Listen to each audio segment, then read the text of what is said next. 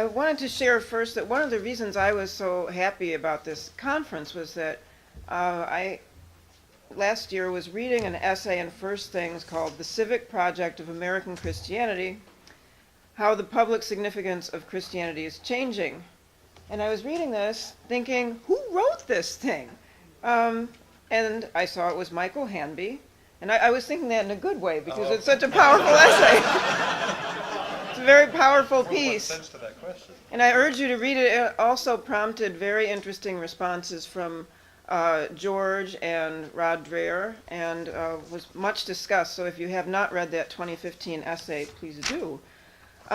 Michael Hanby is also one of these resumes that is so impressive that all I did was cut things out of it. Associate Professor of Religion and Philosophy of Science at the Pontifical John Paul II Institute for Studies on Marriage and Family at the Catholic University of America. He has studied at a long list of universities. I'm assuming that he passed them and wasn't just thrown out. Okay. He's written widely in the areas of systematic and philosophical theology, philosophy of science and biology, and political theory. And he is the author of 2 books, Augustine and Modernity, and No God, No Science, Theology, Cosmology, Biology. In all, he's intimidating the heck out of me already, and I'm going to give the floor to him. Thank you. I'm not sure where this thing ought to go. Well, so now for the bad news. Following on everything else we've heard. I'm a little bit concerned about the time. I keep thinking of more things that I want to say, so in order to shave off a few minutes, I just want to say a very general, but nonetheless sincere thank you to everybody who put this together, and I'm honored for the invitation and very grateful to be here. The future of Christianity in America is perilous. By perilous, I do not mean hopeless. More than once in the history of the Church, perilous times have proven to be occasions for purification and renewal. We should cling to this hope, and we should work tirelessly for it. But the realism of our hope and the efficacy of this work hinge on our not confusing hope with optimism. Fortunately, that's something I'm rarely accused of. It should be clear to anyone with eyes to see and ears to hear that we are living through some sort of profound cultural and social revolution, concentrated on those areas of life that cut closest to who we are as human beings. That this is apparently not clear to so many of our contemporaries is a profound testament to the grip that liberal public reason and the prevailing order of pragmatism has on our imaginations, and really just to the pervasive thoughtlessness of our culture. In reducing questions of truth to contests of right, liberal order seems largely to have succeeded in concealing this revolution from view. So while we have preoccupied ourselves with fighting for our dwindling place in the public square, the state has fundamentally redefined human nature under our noses, with nary a word from the Church or from Christian intellectuals who appear mostly not to have noticed, although it's becoming harder not to notice. It takes a real effort. Indeed, Obergefell effectively obliterates the category of natural relations altogether, leaving us with mere legal relations, now the only real relations, plus biology, an unreal abstraction from the real order of creation and nature. And this opens the doors to all sorts of unanticipated mischief that we ought to begin anticipating. Nevertheless, seen or unseen, the revolution is upon us. What previous generations have taken for granted, for example, that man, woman, mother, and father name natural realities as well as social roles, that children issue naturally from their union, that the marriage of man and woman is the foundation of human society and the optimal home for their flourishing, all this is now regarded as obsolete and even hopelessly bigoted, to be replaced by new archetypes whose institution will require the purging of language and a concerted effort at stupefaction. Thankfully, we have modern education and a global media echo chamber, now worn as a prosthetic attachment, each rigorously committed to not thinking about the fundamental questions of human existence. This revolution will require new rights and a new morality, rigorous policing of the bounds of acceptable thought and speech, and new mechanisms of surveillance and enforcement for punishing bigoted transgressors of the emerging orthodoxy by both legal and extra-legal means. This seems to me inevitable. We cannot tamper so deeply with fundamental human realities without affecting everything else besides. And it is naive to think that a dose of live and let live tolerance, or even juridical protection, will suffice to curtail the forces which this revolution has set in motion, and which cannot easily be recalled or contained within the scope of law. As a brief and rather superficial example of what I mean, consider that impressive show of force that crushed Indiana's RFRA legislation and made the previously unknown owners of Memories Pizza in Walkerton, ordinary folks seemingly minding their own business, into international villains.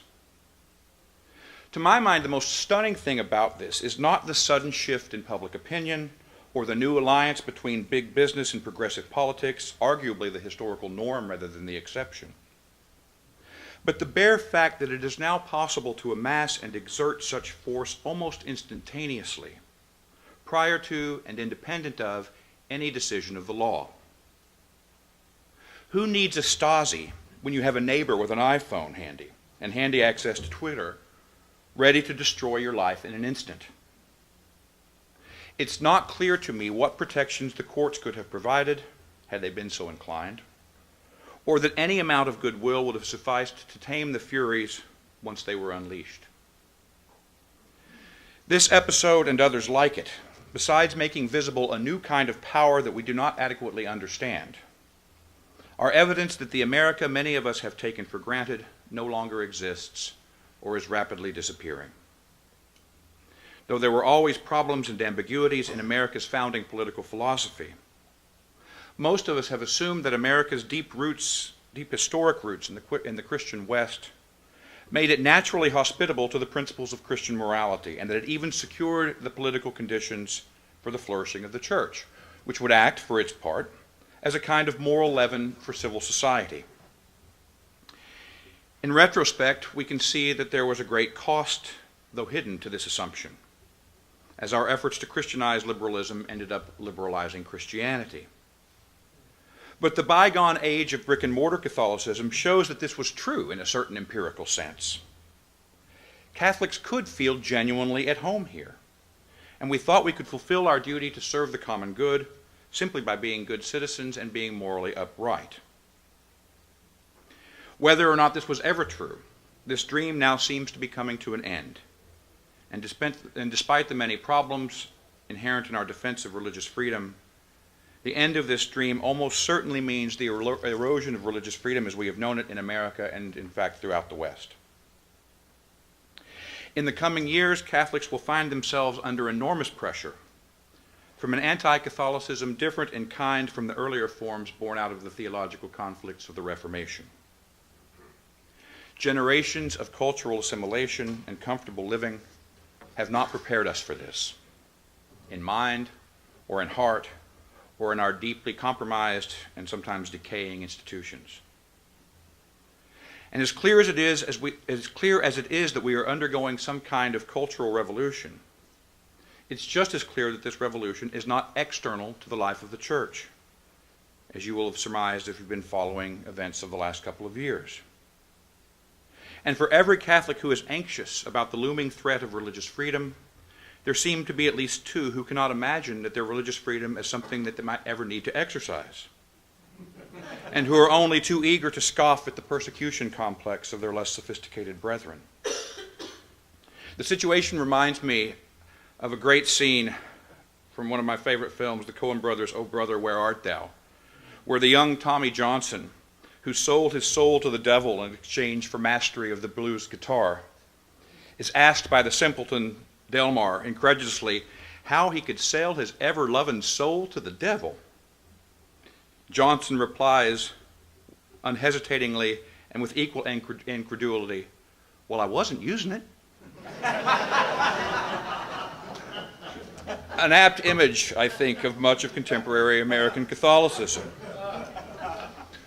All of which is to say that as we face enormous pressure from without and decay and capitulation from within, we are in for a deeply confusing time, a time of winnowing perhaps, and the future of authentic Christian existence is uncertain. It will be less certain still unless we come to a deeper understanding of the present moment and the kind of purification required of us. And yet I think as Americans we may be peculiarly unequipped for this. Despite our native suspicion of political power, Americans believe deeply in politics as such. This is due, I think, to certain assumptions about causality and history that are inherent in our founding, but also to the fact that we have no real common faith or history or culture outside of the decision to found the nation on 18th century philosophical principles. Indeed, the adjective American has no real meaning outside of this decision. And so Americans have always looked inordinately to politics and to the law to perform the work of faith, culture, and tradition in giving us an identity as a people. I think that's part of what we mean by continually referring to ourselves as an experiment or a proposition. Politics is therefore first philosophy for us. All real questions in the end are political. And this is a habit of mind that is reinforced by the liberal pretense to exclude questions of ultimate meaning from legal and political consideration. We don't look or think beyond liberal order because for Americans there is no beyond. There be dragons. Acquiescence in the priority of the political, then, places, I would suggest, a voluntary limit on how far we are willing to think, which then becomes an involuntary limit on how far we are able to see. And so we remain mostly blind to the forces deeper than politics which threaten our freedom. Indeed, to suggest that there might be forces of history besides those inspired by Adam Smith that govern us more deeply than politics or the rule of law is generally to incur an anathema sit and branding as a Hegelian traitor to the American tradition of thought. I'll cut right to the chase. What I want to suggest is that the sexual revolution is the harbinger, the human face, if you will, of a new post-political totalitarianism. Post-political, not because political order or political mischief is at an end, or because there is not a political dimension to this revolution, or because politics is no longer important. None of this is true. But because liberal political order is itself reactive to, and indeed the instrument of, exigencies which it helped to unleash, but which it cannot finally govern. These exigencies are fundamentally technocratic or technological in nature and are essentially absolutist, which is to say that the sexual revolution is at bottom the human face of the technological revolution and is perpetual war against the given limits of nature and indeed the given limits of every kind. The absolutism of technocracy consists not in the rule of one who consolidates all power in his person, though the Obama years have shown us that one technocrat can still cause a lot of trouble. It is rather the rule of nobody, not to be confused with the absence of rule. The mindless, inhuman rule of a complex adaptive system with no controlling center, no levers to pull, and therefore no real bearers of political responsibility. Technocracy is absolutist, not because it dictates everything one can and cannot do, and in fact it perpetually generates a plethora of new private options, succeeding or cascading on one another. But rather because it is the all-encompassing whole beyond which there is nothing, and within which various options are permitted to appear. It relies less on the police power of the state and the coercive force of law than on unaccountable processes of bureaucracy and the overwhelming power of a ubiquitous media to mediate what counts as the real world.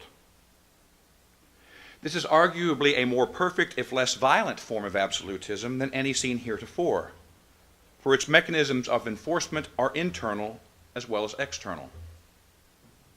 In a perfectly absolute society, one whose rule was indeed total, no one would ever know he was being coerced. Rather, there would simply be truths that could no longer be perceived, ideas that could no longer be thought, experiences that could no longer be had, and no one would ever know what they were missing. This claim requires me to clarify what I mean by technology and technocracy, how we are governed by it, and what it means to say that the sexual revolution is the human face of the technological revolution. Technology, in the sense that I am using the term, is not merely a collection of tools or instruments, neutral and indifferent in themselves, that can be used badly or well. Certainly various technologies can be used badly or well, and certainly we should subject these technologies to moral judgment. Any honest evaluation of technology must acknowledge with profound gratitude its innumerable blessings and the many ways in which our lives depend upon it. So before anyone invokes the argument from leeches, yes, I am grateful for modern medicine. And in fact, to be perfectly honest, I was grateful for air conditioning before it was condemned. Even so, an evaluation of whether a given technology is good or bad does not tell us what technology essentially is. And so the point here is not to reject or condemn technology, which is impossible to the point of unmeaning, but to try to understand as deeply as possible what the essence of modern technology is, what makes it modern, if you will, and what it portends for the human future. I want to elaborate what I take to be the three essential and interrelated characteristics of modern technology in this sense. Technology as a way of regarding the world, technology as a tacit philosophy of being, nature, and human nature, and technology as a kind of fate, which determines the form and content of our thought and action, including political action. And I want finally to suggest that freedom from this fate, and thus the fate of a Christian freedom, more basic than religious freedom in the liberal sense, hinges on the recovery of something like theoria in the old classical sense of the word. The first sense of technology as a way of regarding the world is indicated by the term itself, which fuses techne and logos, making and knowing. The technological way of regarding the world, namely as an artifact to be worked upon, has been endemic to modern science since its inception in the 17th century, and it precedes any real technological products, the ordinary instrumental sense of technology generated by the new science. As the term indicates, this technological manner of knowing is a knowing by doing, which, quote, takes experience apart and analyzes it, in Francis Bacon's words, destroying in thought and experiments the unity of natural phenomena given in experience in order to reduce them to their simplest components, determine the laws governing their construction and interaction, relations which are the real subject matter of the new sciences, and to reconstruct them as the sum of those components and their interactions. Herein lies the key to the famous Baconian equation of knowledge and power. It's not that we simply know nature for the sake of control, as if every scientist were Goethe's Wagner trying to cook up homunculus in his basement. This is often true enough, but it's just as true that scientists undertake their work for noble and humanitarian ends. In other words, intentions are not the point. It's rather that we know nature now by means of the various kinds of control we are able to exercise over it. And the truth of our knowledge is precisely identical to our success in replicating experiments, in predicting, retrodicting, or manipulating these phenomena. This is why Bacon says that truth and usefulness come to the same thing. Corresponding to this subjective conflation of knowing and making is the objective conflation of nature and artifice, the second sense of technology as metaphysics and natural philosophy. For Aristotle and the tradition, art imitated nature, which meant that a thing existing by nature possessed something that an artifact lacked, or better, is something that an artifact is not. The distinction between nature and art signifies two different ways of being a thing. An artifact has entelechia and energeia. It has its being, its end, its purpose, and thus its own proper activity within itself. Whereas an artifact has its form and its being and its purpose imposed upon it from the outside, and bears only an extrinsic and accidental relationship to what it is, to its own being and nature. A thing existing by nature has, or rather is, its own project, and so it has an interior horizon that an artifact lacks. That's why it's like something to be a bat, but not like anything to be an iPad. By contrast, an artifact is not its own project, but its maker's. Its being is instrumental. Though artifacts whose end is beauty rather than use arguably have a certain kind of in-itselfness that a mere tool lacks. Well, beginning in the 17th century, the analogy between nature and art was inverted and finally collapsed. Nature itself comes to be reconceived as artifice, produced first by the gracious hand of a designing God, and later by the gracious hand of history or natural selection. And this transformation is why it's not sufficient simply to invoke the laws of nature and nature's God in trying to refute this or trying to come to the bottom of this. The artificial view of God and nature was built into the way that early moderns, especially in the Anglo-American world, thought and spoke about law and the laws of nature and nature's God. And I would suggest that our political order emerges in the midst of this massive transformation that transforms the meaning of teleology and law, nature, and as Bill pointed out earlier today, even creation itself. The conflations of knowing and making, nature and art, make the old distinction between contemplation and action obsolete, for the simple reason that there are no longer any depths to contemplate, only facts to analyze and synthesize. Consequently, a good portion of modern philosophy, particularly in the Anglo-American world, has sought to make the world safe for physics, either by supplying science with solutions it has not sought to problems it does not acknowledge, or by bringing philosophy itself to a suicidal end. Nothing succeeds like success. If manipulating variable x produces result y, and if result y further enables experiment z, then the results validate themselves. It's superfluous to ask what a cause or understanding or explanation is, or even what x, y, and z are. In fact, strictly speaking, there's no room within technological reason for asking or thinking about what anything is. As John Dewey, founding father of American pragmatism and modern progressivism, put it, things are what they can do and what can be done with them. It's an astonishing claim when you stop to think about it, and it's astonishing for more than one reason, not the least of which is that if you think about it, there's a massive disincentive to understanding, or conversely, an inducement to thoughtlessness at the very heart of our prevailing form of reason. Little wonder, then, that there's simply no such thing as a profound question in American public life. It's just not a category through which we approach the world. There are problems to be solved, awaiting technical and managerial solutions.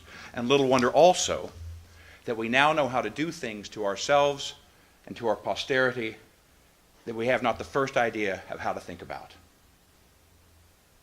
What then of the third sense of technology? Technology as a kind of fate. If nature is essentially a machine, or in contemporary nomenclature, a system, then the knowledge of nature is essentially engineering. The capacity to, quote, generate or superinduce on a given body a new nature or natures, as Bacon put it. But if knowledge is really engineering, then the truth of this knowledge is essentially whatever is technically possible. And since the ultimate limits of possibility can only be discovered by perpetually transgressing the present limits of possibility, the reduction of nature to art and truth to function commences an interminable revolution against the given limits of nature and against limits of every kind. A technocratic society, one whose basic conception of reason and reality are themselves technological, will therefore establish revolution as a permanent principle, paradoxically giving it the stability of an institutional form. The relationship between liberal and technological order, I would suggest, is more than accidental. Liberal order, as I see it, is the political form par excellence of an essentially technological society, though I would not be the first to suggest that this is something that it shares in common with other modern forms of political order, often thought to be its antithesis. I believe this claim could be vindicated historically, though I recognize, apropos of Phil's paper this morning, that there are a great many ambiguities here that have to be sorted out. And this would be, in any event, a complicated business. It would require a careful sorting through of the relationship between 18th century natural philosophy and political philosophy. It would require factoring in the neoclassicism of the American founders. It would require factoring in the attempts of the Scottish Enlightenment thinkers who so influenced them to unite a Newtonian conception of nature and traditional morality, or kind of an Aristotelian sense of the moral life, by refounding it on some non-rational basis like moral sentiments or sociality. So I take your point about individualism. It would require a careful parsing out of the continuities and discontinuities between 18th century and 19th century thought. And it would require careful methodological distinctions in the historiography between, say, the sources and intentions of historical agents, the founders or whomever, and the logical presuppositions and relationships between their ideas, many of which they might not have been aware of. But I don't want to re-adjudicate the history, and mine really isn't a historical claim about the intentions of the founders or the sources of their thought, nor a political claim about the best regime or about how to save the republic, which is how this kind of argument is typically received, as a different kind of argument than what it actually is. Rather, it's a philosophical claim about the relationship that must obtain in principle between any political philosophy, any political order, and natural philosophy, and about the relationship between the liberal conception of freedom and a technological understanding of nature. However one resolves these historical questions, logically speaking, it seems to me that the concept of freedom enshrined in the modern notion of rights, even the negative rights, beloved by devotees of classical liberalism, is the counterpart to this view of nature. The classical and Christian understanding of freedom as enjoyment of the highest good was no longer really available after the 17th century. For neither the summum bonum nor the intrinsic teleological ordering of intellect and will could survive the banishment of formal and final causality from the natural order. Freedom thus ceases to be a perfection, the actualization of a potency given with our nature, realized in the enjoyment of goodness and truth, and becomes instead the capacity to act or to forbear from acting. That is to say, freedom, like truth and eventually nature itself, becomes a kind of possibility or power. Likewise, the objects of intellect and will cease to be intrinsic ends given with our nature prior to our choosing, and are reconceived as possible objects of choice. Now, Phil's right, we still have a moral obligation to choose one way rather than another, to seek truth and to do good, at least for as long as such obligations remain intelligible within a meaningless mechanical world, which was not that long. And so, of course, the founders distinguished between liberty and license. No one that I know claims otherwise.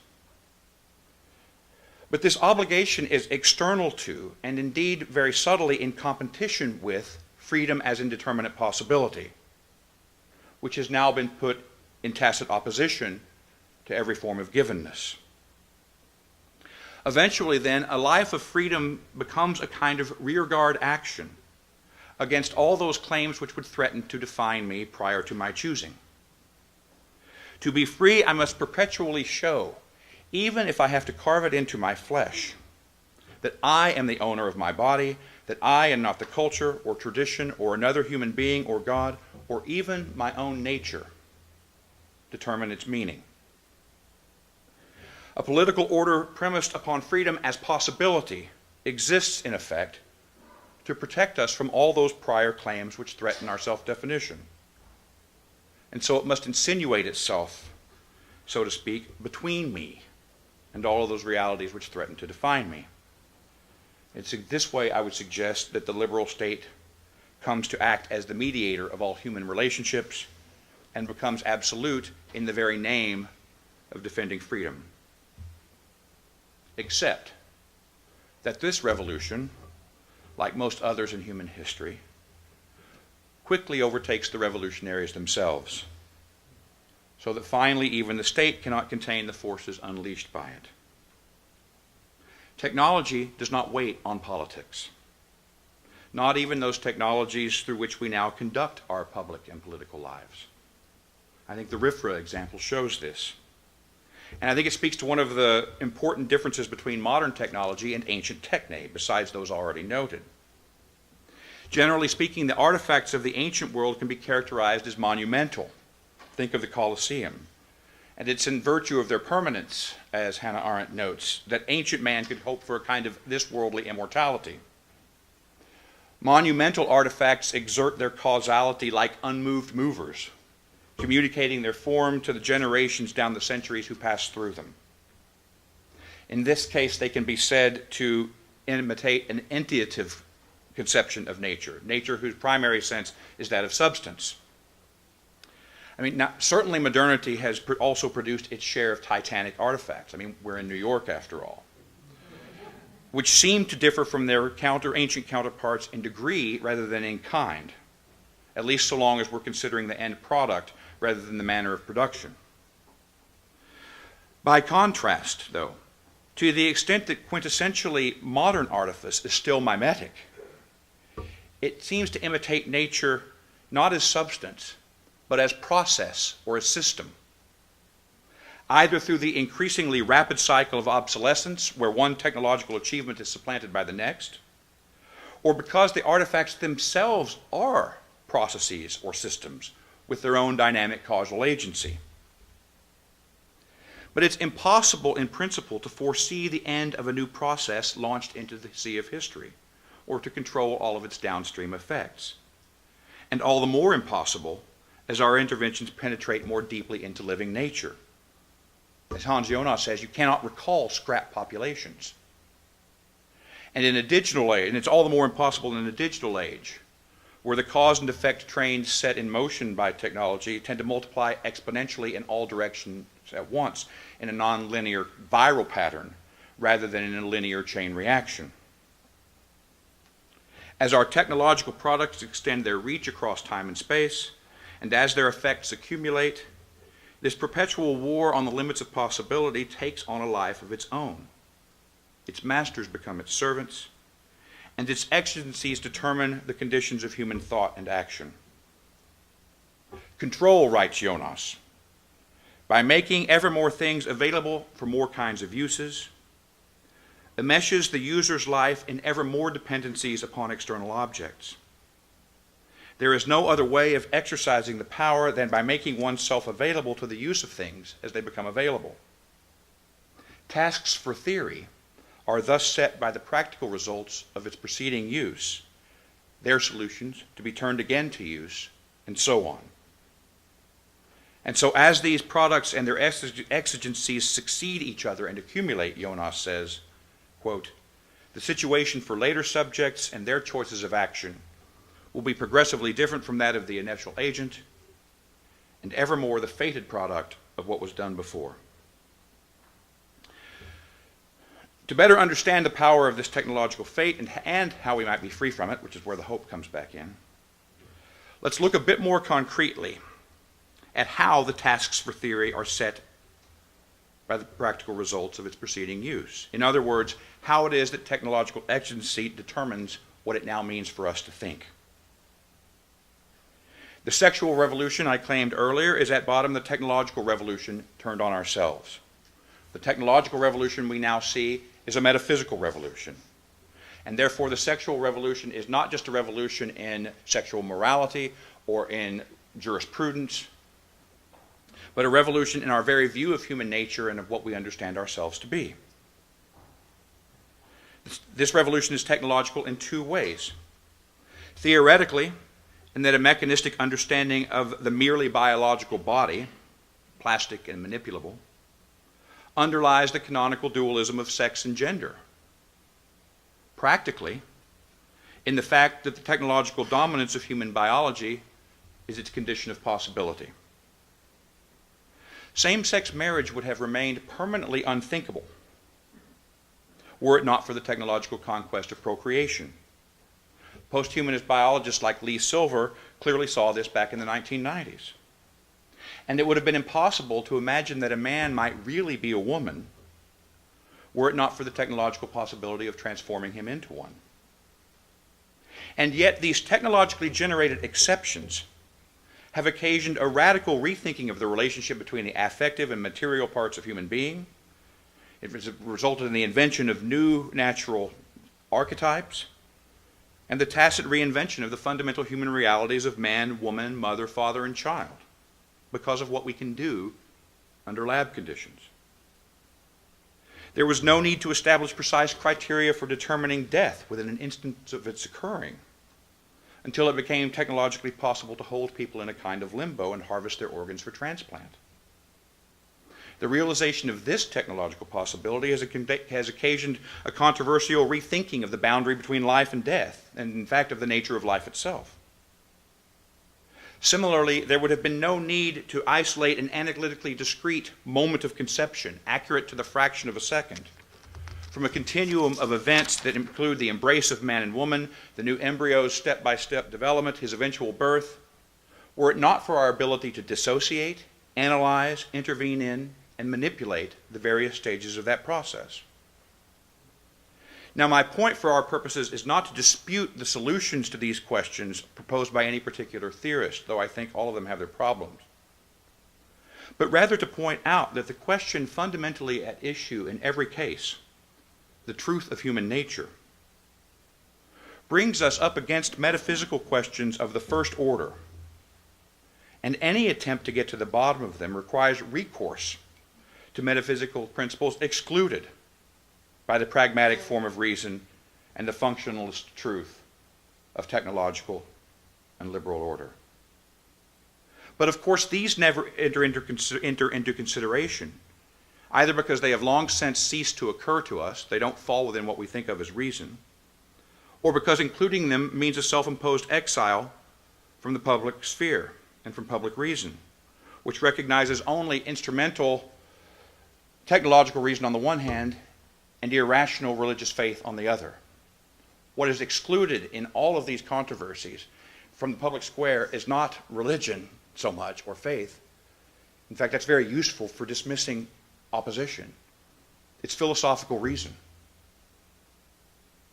It's reason that's been excluded from our culture. The situation, instead, in these and many similar examples, the conditions for thinking speculatively about the truth of human nature are dictated by the practical and moral emergencies generated by our technology. The situation demands a knowledge we can do something with, and this demand in turn determines the form and content of our thought. The possible thus becomes the measure of the actual in the sphere of nature, the good becomes the measure of the true in the sphere of politics, and in either event, we end up short-circuiting understanding and settling for truths that are just true enough to achieve some technical, moral, or political good. Until, of course, they're not. All the forms of reason at our disposal for thinking about technocratic society are generated by technocratic society, and so we tend to reproduce its problems in our efforts to overcome them. If that's not absolutism, I don't know what is. And yet, if our technocratic fate is a post-political absolutism, then it's clear that the future of freedom is more than a political problem, and it calls for a much deeper reflection than we are accustomed to giving it. Now, the political defense of juridical freedom remains indispensable, of course, but let's not delude ourselves by thinking it will provide us with more than a modest hedge against the cascading necessities of the technological revolution and the massive social and cultural upheaval that follows upon its perpetual reinvention of the fundamental realities of human nature. Nor is the legal protection of religious freedom likely to avail much for the substantial mass of our co-religionists who seem unable to imagine why they need their religious freedom in the first place. So how then are we to think about this? It was a persistent theme of the pontificates of John Paul II and Benedict XVI that freedom ultimately depends on truth. The point is classical as well as Christian. And it's worth bearing in mind that in the classical view, that the first and most intractable enemy of freedom was not tyranny, but necessity. The foregoing diagnosis of our new technological necessity casts a new light, I think, on this ancient understanding. A society that is indifferent to truth or that reduces truth to technological possibility or to pragmatic function cannot ultimately be a free society. For its members, unable to see beyond the imminent horizons of liberal and technological order, or to act beyond its apparent necessities, will therefore be at the mercy of whatever forces their powers have unleashed. Conversely, truth is the source of human freedom, because it enables us to see beyond the imminent horizon and its necessities, and to act in a way that is not determined by the results of preceding use. Truth, therefore, not only fulfills that essential dimension of our nature not shared in common with the beasts. For this very reason, it is the ultimate source of that mark of creation, nature, and grace that Hannah Arendt called natality. The shoot of green that springs up as a surprise in the depths of winter, the new little world that appears in place of nothing with the birth of every child, the capacity for a new beginning undetermined by antecedent necessity, which characterizes free human action. So here then is the point. The fate of Christian freedom hinges not on the actions of the state, which can neither give this freedom nor take it away, but on the renewal of the Christian mind. The purification required of us in this moment is intellectual as well as moral, perhaps more intellectual than moral.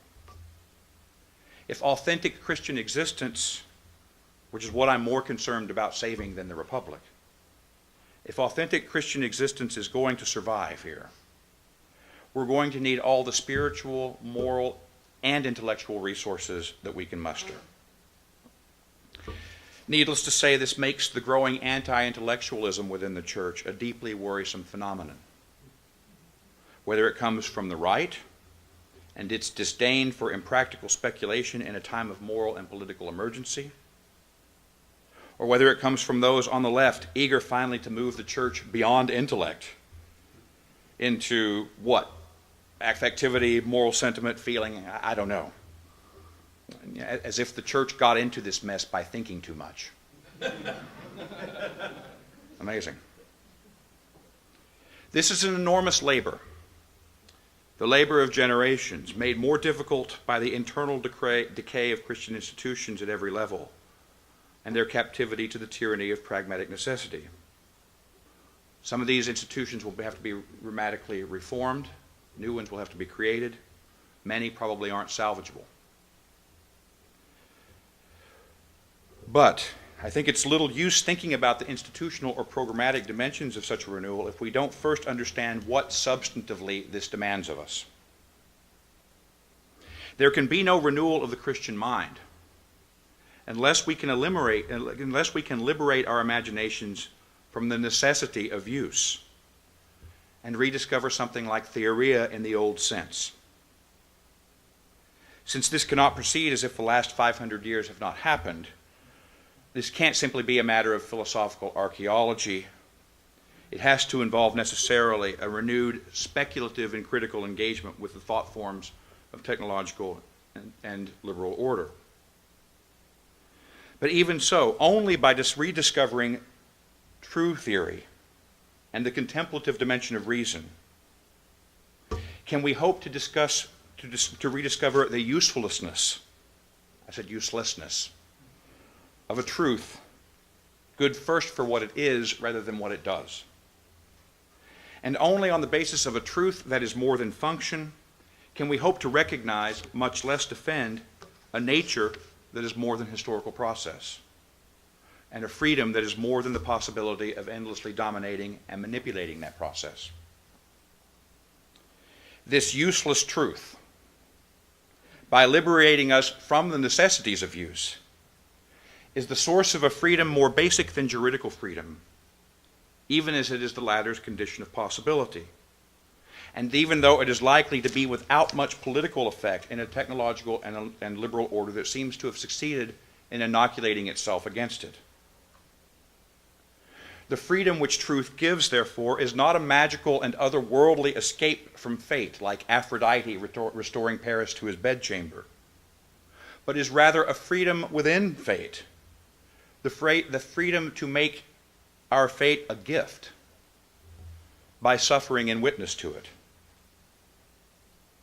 Thus, Benedict XVI taught us that, quote, the freedom of the martyrs, who recognized God precisely in obedience to divine power, is always the act of liberation through which Christ's freedom reaches us. It seems obscene, I know, to invoke the specter of martyrdom from within the relative safety and prosperity of the liberal West and all our privileges and advantages and comforts, especially at a time when so many of our brothers and sisters elsewhere in the world are dying for the faith. Perhaps it's the wiser course to abide by Wittgenstein's famous remark, whereof one cannot speak, thereof one must be silent.